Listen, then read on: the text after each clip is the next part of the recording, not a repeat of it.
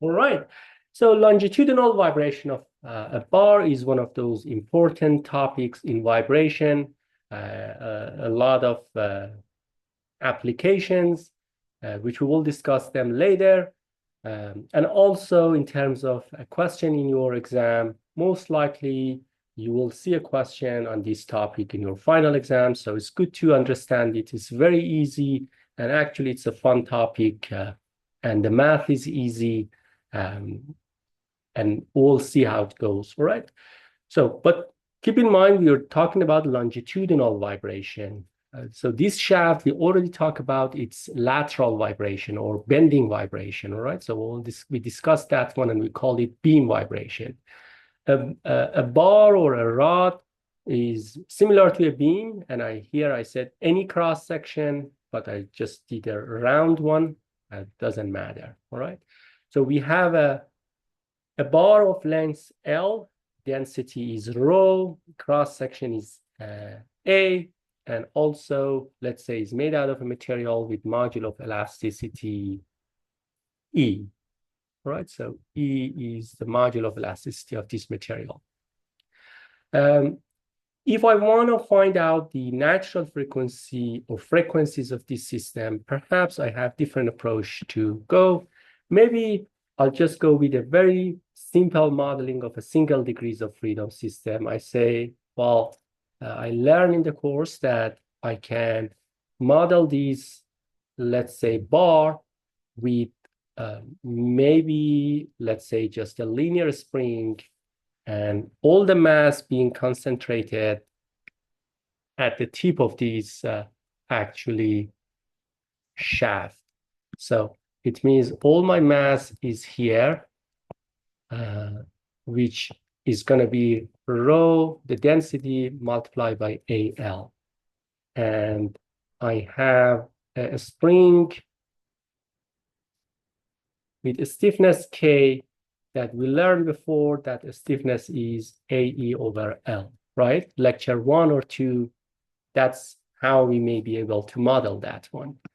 And of course, if I select my coordinate X, that way, the equation for this system is very easy. Mx double dot plus Kx equal to 0.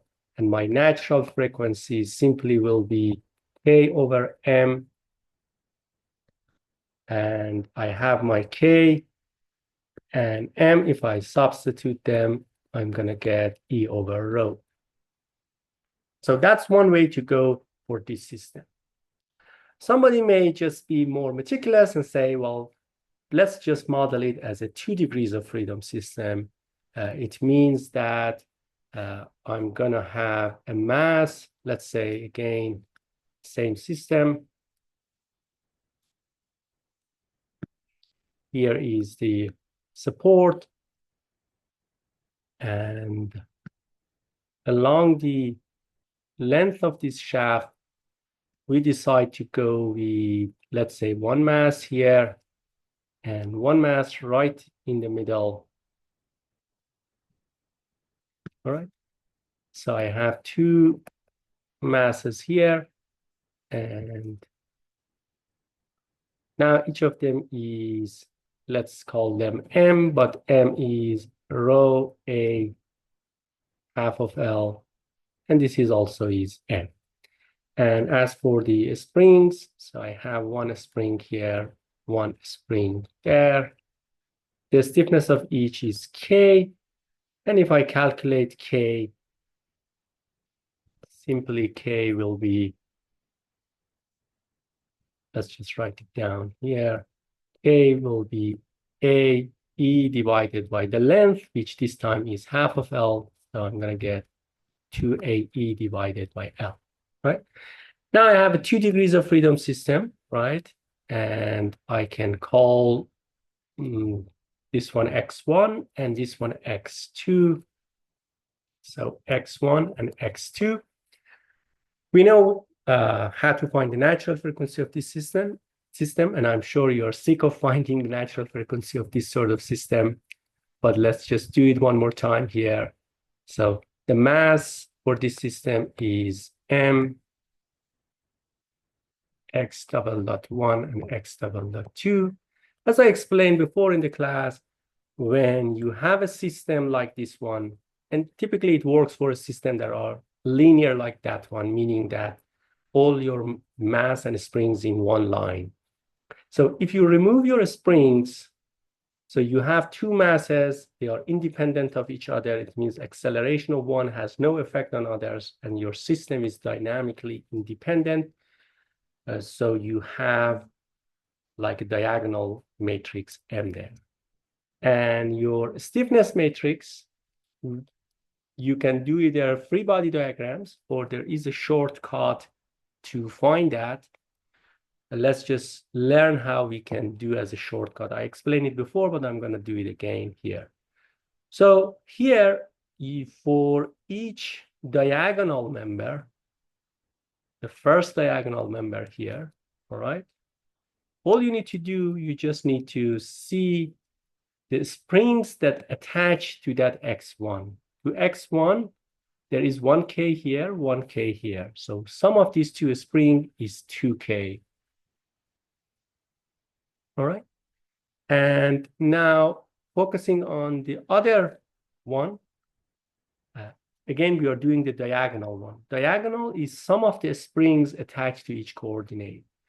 To x2 is only one spring attached. So my stiffness here is simply k. For off diagonal, we'll just look at the springs between these two, right? So like on this component, what is the spring between 1 and 2? There is a spring of a stiffness k, and it must have a negative sign, minus k. And for this linear system, they are most of the time symmetric. So if that's minus k, this is going to be minus k. Or you ask yourself, what stiffness I have between 2 and 1? Right? So in other words, so you have a matrix, let's say it's here 1, 2, and here is 1, 2.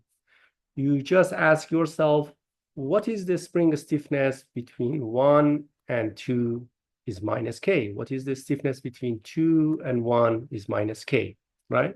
So you get your stiffness matrix. I have a question in the chat. I'm going to quickly check.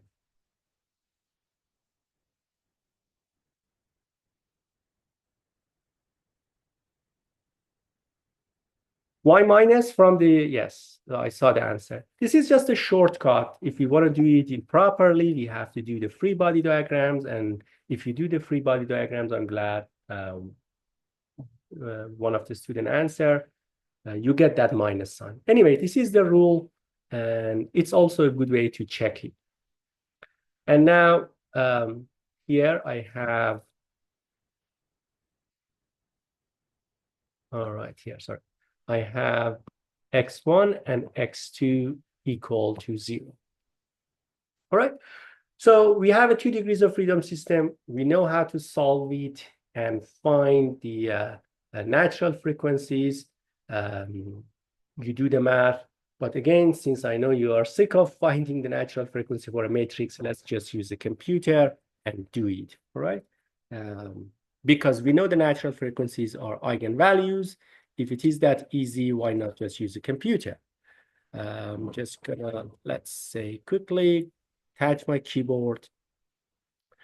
So our goal here is to find the natural frequency for this system with mass matrix M and a stiffness matrix K. All right. I use Python. You may use MATLAB. They are all the same. So if you are not familiar with Python, I'm just going to show you quickly. You don't need to install anything. You can just simply use Google Colab, all right? And also, I'm sure majority of you are familiar with ChatGPT. It's a good tool, quick tool for things like that one to do. So here, I'm just going to say that I have a mass and stiffness matrix. Write me a Python code to give me the natural frequency. Let's just quickly type that here. All right, so please write a Python code for me to compute the natural frequency for a given mass matrix M. and a stiffness K. Let's see what it gives us. All right, here is the Python code.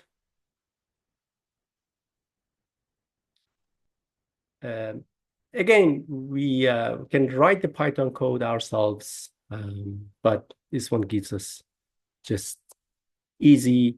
So it's solve it for a 2x2 matrix and also explain it nicely there. All right. And as I said, it's nothing but just the eigenvalue, as you see here, of matrix K and M. That's all, right?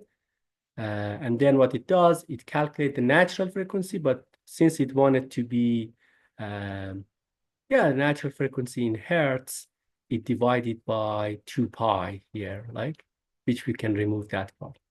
So let's just copy the code. Okay, I copied it. And now I go to Google Colab. Just need to write Google Colab and welcome to Google Colab. And then you just say at the bottom here, a new notebook. So, and here is the notebook. I paste my code here and I just click on this play button to make sure the code is correct and there is no issue. So you do some thinking and done. And here is our natural frequency in hertz. Again, since it's divided by 2 pi, I'm going to just remove that 2 pi here. Right? You see here is divided by 2 pi because it wanted to be in hertz. So I just say that, okay, thank you. I don't want to divide it by 2 pi. I wish to get my natural frequency in radian per second. Radian per second. All right. Let's run it again. So for this system, here are our natural frequency. Now for the system that we have, let's go back to the slide. So I have a matrix of, I can just use the coefficient here, right? So my matrix is 1, 0, 0, and 1. And my K matrix is -2, +2, -1, -1, and 1. All right, sorry for the handwriting. All right, -1 there. Let's just enter those numbers and see how it works. So my mass matrix here is 1 and 1, and my stiffness matrix 2, -1, -1, and here I believe it was 1. Let's just run it. And here are natural frequency in radian per second, which I believe is solved the same problem and we got the same exact numbers. Let's just write them down. All right. Okay, I'm gonna again flip my keyboards there. Let's go back to our note. So what we found here, let's just let them. All right, here we go. What we just found from our code was that the first natural frequency, omega-1, was 618, I believe. And the second natural frequency, 1.618. And of course, Km here, right? Because remember, we removed the K and M from our matrix. We just used the coefficient. So if I substitute K and M, K here, my stiffness, which we just found it, is 2A over L, and the mass is that value. Let's just substitute them here. I'm going to have 2AE rho A L squared and divided by 2. If I simplify it, it's going to be 2 multiplied by 0.618 E divided by rho. And the second natural frequency is going to be similarly to 618 E divided by rho. All right? We can quickly calculate that. It's going to be 1.236 E divided by rho. And this one is going to be 3.236 E divided by rho. All right. So we'll see that this time with this model, now I have two natural frequencies, omega-1 and omega-2. If I compare my first natural frequencies with my simpler model that okay, let's just put it inside a box so we can refer to it. So we'll see, we have also L when we simplify it, okay? Because remember, we have an L when we factor everything, we have an L. So this number divided by L and this number divided by L. All right. So when we compare, we see these numbers. Our first natural frequency is a little bit larger compared with 1 here. And also with the first model, we couldn't get the second natural frequency, but now we got the second natural frequency. Okay. So with the same practice, why not everybody do the modeling this time of this system with 3 masses, all right? So as a practice for you, with the technique that I just told you, why not find the K and M matrix if we make this system as, let's say, three systems actually, right? Let's say I'm gonna go this system with 3 masses.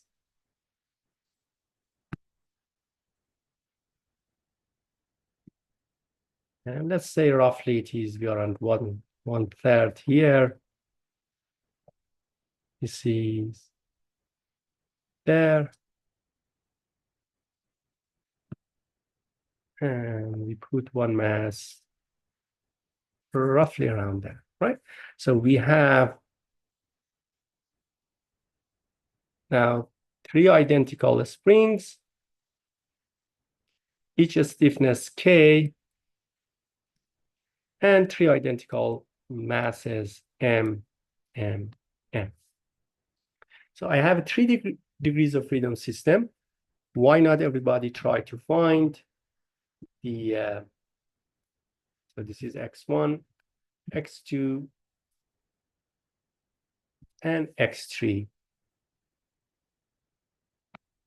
Right, so this is our X1, X2, and X3. Try to find the value of K and M. That's easy. K is going to be AE divided by the length, which this time is L over 3. So I have 3AE divided by L. And M is rho multiplied by A, L divided by 3. That's the mass of each of these individual. Okay, I'll give you a minute and then use the same technique without drawing the free body diagrams. See if you can find your mass matrix for me, which is a 3 by 3 matrix. And if you can find your stiffness matrix.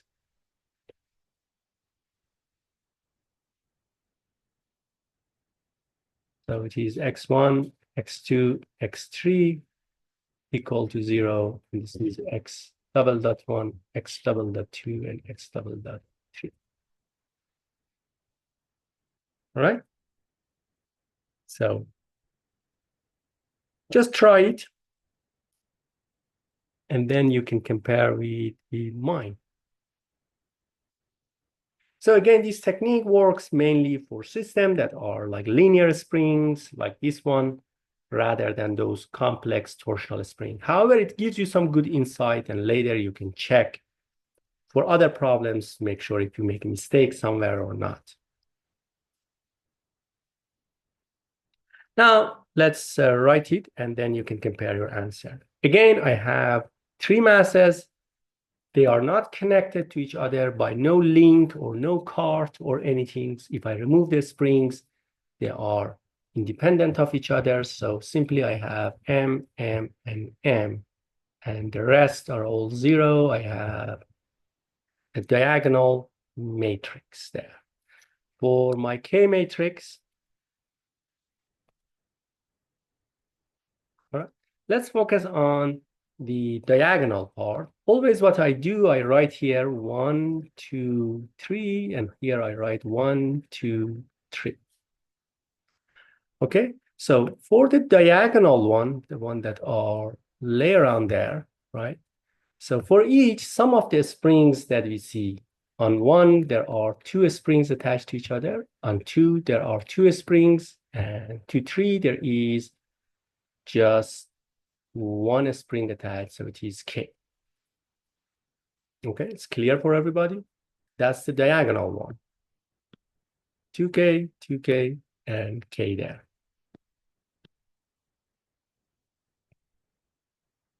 All right, so it's clear. Now we'll move on for the other one. Now between 1 and 2, between 1 and 2, I notice there is one beautiful spring, so I put K with negative sign. Between 1, row 1 and column 3, there is no spring between 1 and 3, right? So between this guy 1 and between this guy 3, x1 and x2, there is no direct spring. We're looking for direct spring, so there is a mass between. There is no direct spring, so that means it's going to be 0. We repeat that one between 2 and 3. Between 2 and 3 this time, you see there is one spring, and its stiffness is K with negative sign. The system should be diagonal, symmetric, sorry. So I have here minus K, I have here 0, and here is minus K. You can also check, just sort of a sanity check between 3 and 1, right? Between row 3 and column 1, between 3 and 1, there is nothing directly. Between 3 and 2, between 3 and 2, there is K, so we'll put minus K there. So similar to what I did, let's go back to our beautiful Python code. Oh, what is that? No, cancel. All right. So let's go to our Python code because we don't want to do the math, right? That's a pain. I just need to be careful. My matrix is, let's start with the mass matrix. So I have 1, 0, and of course 0. Second row, I have 1, and then 0. And then I have there, and I have 0, and again 0, and 1, right? A 3 by 3 matrix, as you can see here, and the diagonal is all 1. And similarly here, I have 2, minus 1, and then I believe we had 0, then we had minus 1, and this guy was 2. Oops. And then I guess we had 0. Or let's just go back and check. No, we had minus 1. So we had minus 1 there. And I add another row. So which we had 0, minus 1, and 1. Sorry, 1. Let's just make sure. We had 0, minus 1, and 1. 0, minus 1, and 1. All right, so here is our M, and here is our K matrix. And now simply I just click on that, I run it, and I got 3 beautiful natural frequencies. Let's just write those 3 numbers because we need them for our future reference. All right, let's just again separate my keyboard. All right, going back there. 4450.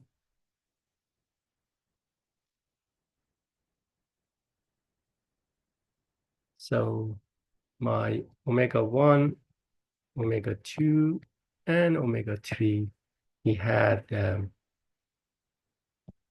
4, just forgot, 50. We'll just go with 4 digits. The second one, the number was 12469. 12469. And then the last one, 18.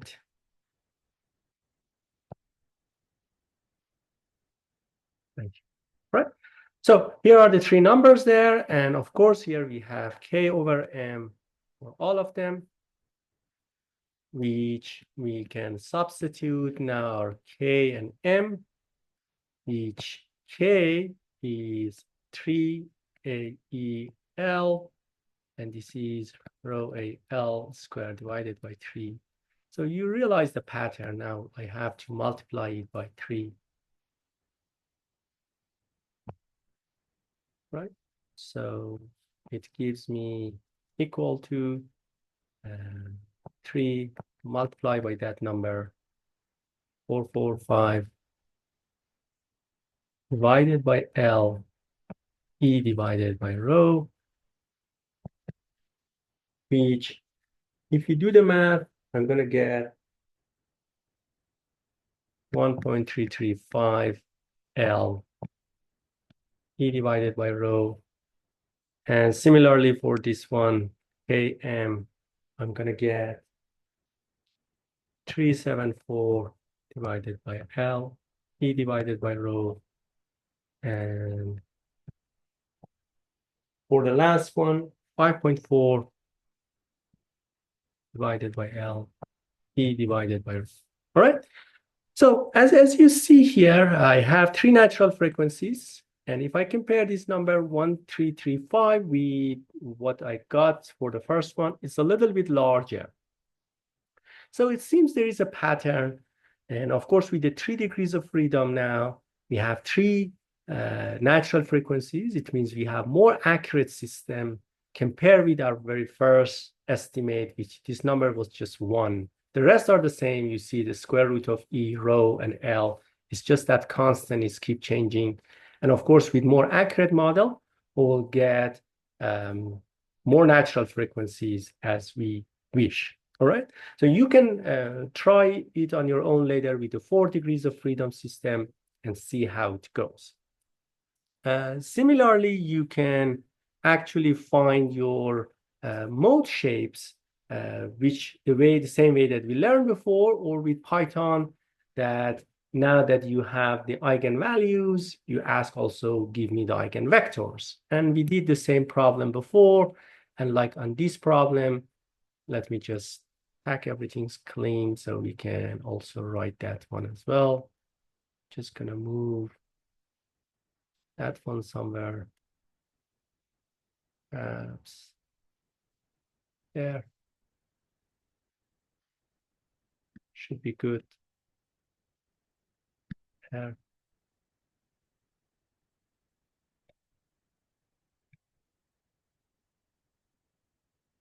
And eigenvectors. So we'll find our first eigenvectors. I'm just gonna again go through that one because I believe we solved the same problems before, and it is 618. And our second eigenvectors for mode shapes is this one. If we give it 1, typically the second one we get a negative number and a larger number. Yeah. So, and we call them mode 1 and mode 2. So we can show it actually the modes, and I want your attention here, because remember the vibration on this system are now longitudinal, right? And here is I see a lot of confusion. Longitudinal means this mass, look at this mass in the middle, it moves back and forth longitudinally, Just for the sake of visualization, we may show the mode shapes by just graph. All right, the way that we show them is typically is that way. And let me just duplicate that one. Bring it there. And I'm going to clean it a little bit. Everything is more difficult now on Zoom. All right. So shortly, you'll see where I'm headed with that one. All right. So we may just say that, okay, if I want to show these numbers graphically for people, when they look at it, they realize that here are my mode shapes. Maybe we will go with a description like this one. We say that, let me see if I can bring it down a little bit. All right. I'm just going to clean out this part, this part. We may say that, okay, if let's say this is unit 1 for x2, this is going to be 0.618. So, and I'll just show them by lines. Rather than a graph, I'll just use a line. Let's see if I can find a line which is green and solid. One line there, another line there. And again, it is just more for the purpose of visualization, which sort of we tell people that I have in my mode 1, this is how much the amplitude of the first one is going to be compared with the amplitude of second one. It doesn't mean that they are going to move actually vertically similar to the beam vibration, all right? It's one way to show it. And the second mode, if I want to show the second mode, now what I have here is like minus that number and 1 there. So let's use a different color. I'm just going to convert. Let's see, that's a red one. I maybe just use a solid line there. My second mode, so I tell myself that if this one is 1, it means going there. The second one is minus that number, so it means a larger one is down here. And if I draw the second mode, so I see one line there, and I put one line, right? So I call this one representation of mode 2, and this green one is a representation of mode 1, all right? Again, each of these modes is just telling us how each of these mass, their amplitude, are going to be compared with the other one, all right? That's what we call them the mode shapes, and we discussed that before. So, and also looking at the mode 2, we notice that there is one point here, around here, that perhaps doesn't move. It's a nodal point. But we cannot observe that when we use a discrete modeling like that one. If we do with 3 masses, maybe we will get more accurate result and so on. So that's why we need to solve this problem using a continuous system solution. Because we know a bar is a continuous system, similar to a beam or a string, and we wish to analyze its vibration, find all infinite number of natural frequency, like a formula ideally for that. And here is our goal. Okay, so similar to the beam vibration, and by the way, if you have any question, feel free to interrupt me. Don't be shy, or just type it in the chat. I select my coordinate x here.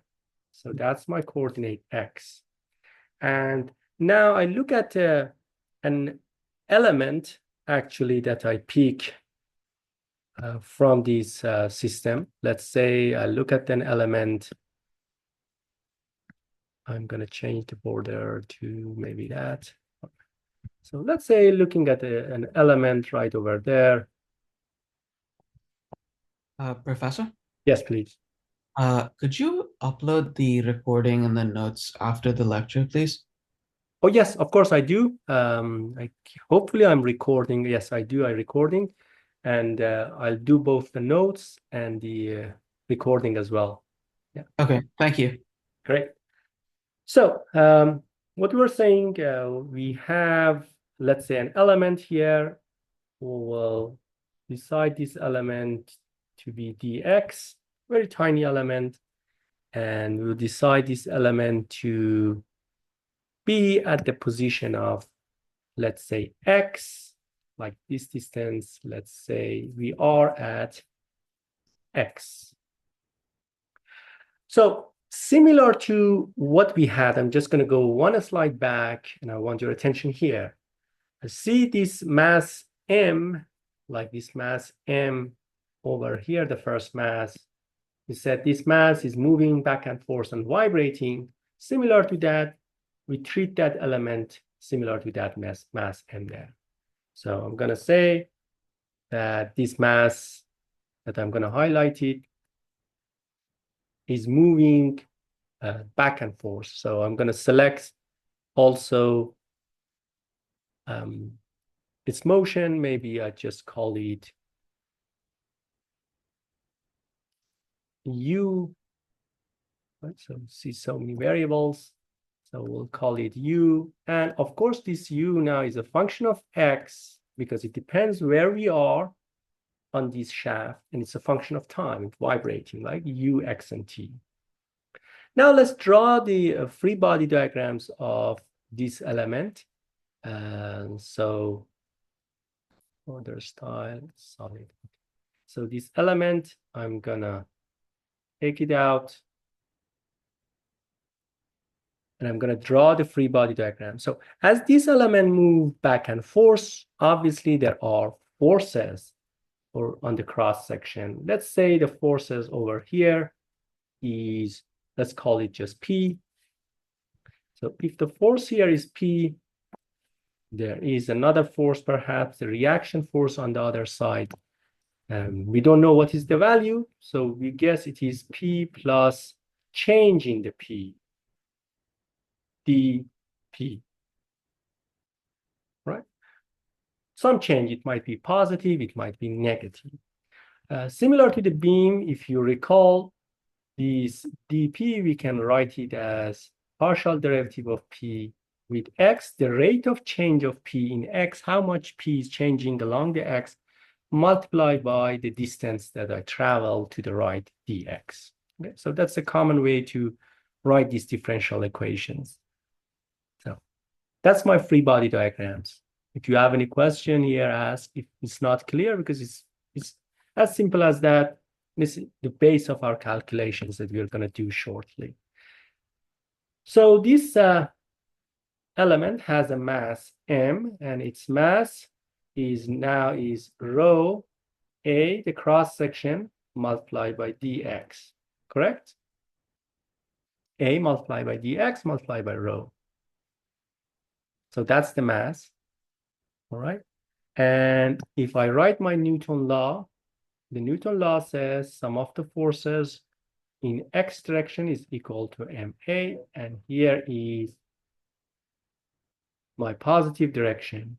So what I have minus p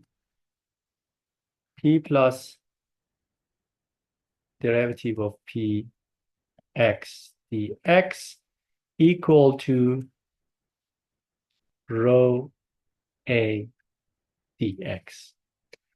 I can cancel those values, so I ended up derivative of p x dx equal to rho a dx.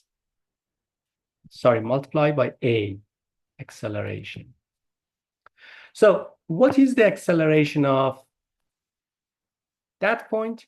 If my coordinate is u, then we know the acceleration of the acceleration is simply u double dot, right? Or if we want to show it professionally and correctly, it's the second derivative of u with time, and we have to write it as partial derivative. I can cancel the x here. Now I have a nicer equation which says, this Zoom things is doing, okay. Derivative of p with respect to x is equal to rho a second derivative of u with respect to time. Now I need one more things. We know the definition of a stress. Stress is P divided by cross-section A. So P then equal A multiplied by sigma. Also, we learned that sigma, according to Hooke's law, is E multiplied by epsilon, which epsilon is a strain. And we know the definition of epsilon.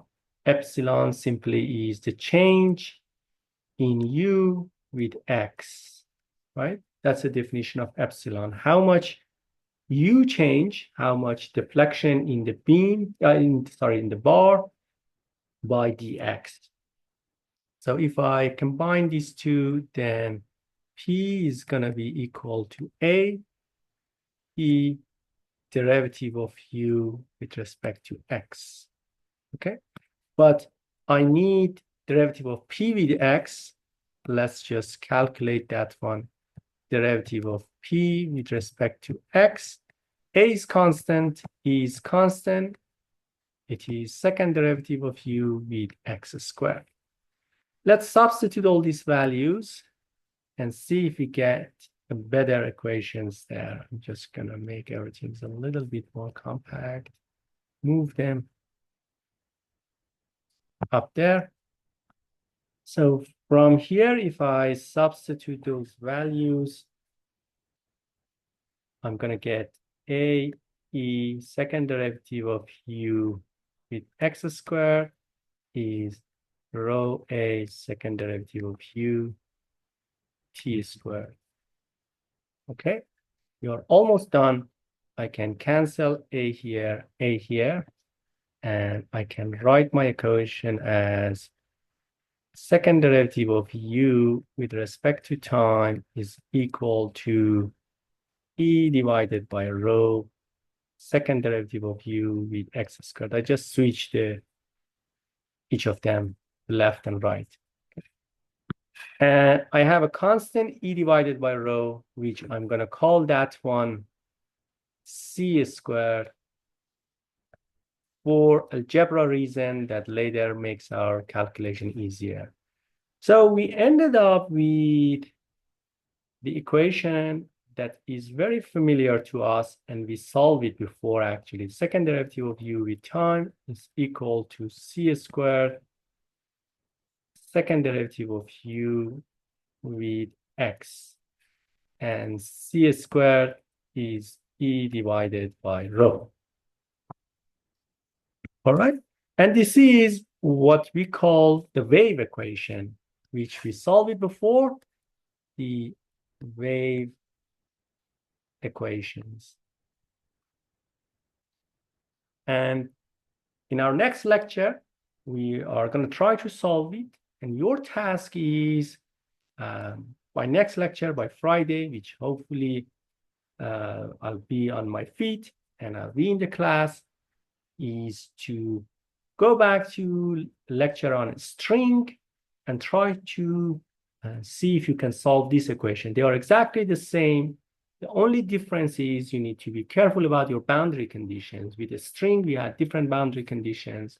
With a bar, like here is one example of bar. We're going to solve several examples where the actually boundary conditions are different. Like for a bar like this one, my boundary condition here, when x is 0, u is 0, and when I'm at x equal to L, we know P is equal to 0. It's a free surface, so there is no force. And we know for P, there is a formula.